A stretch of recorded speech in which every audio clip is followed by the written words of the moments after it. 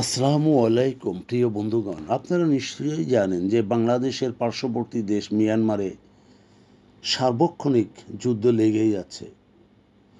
সম্প্রতি সেখানে মাওচিতে মায়ানমার সামরিক বাহিনীর এক দুর্ধর্ষ বিমান হামলায় অসংখ্য লোক নিহত ও আহত হয়েছে।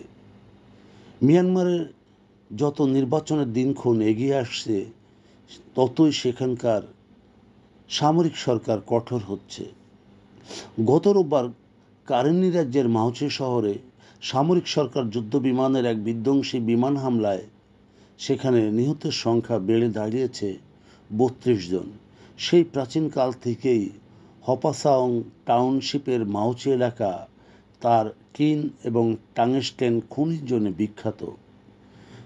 এই সমৃদ্ধ শহরে গত জানুয়ারিতে কারেনি প্রতিরোধ বাহিনীর একটি জোট ওই এলাকা দখল করে নেয়।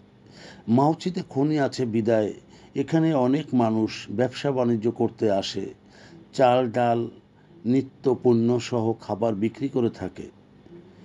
সামরিক সরকার কিছুটা সমৃদ্ধ এই শহরকে তার সামাজিক আর্থিক জীবন ধ্বংস করার লক্ষ্যে এবং মানুষের মাঝে আতঙ্ক সৃষ্টির প্রয়াসে এই হামলা চালিয়েছে।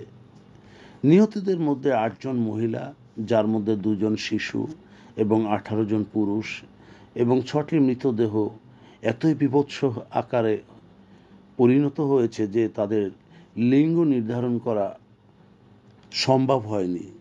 একজন নারী ও ৪ জন পুরুষ গুরুতর আহত হয়েছে।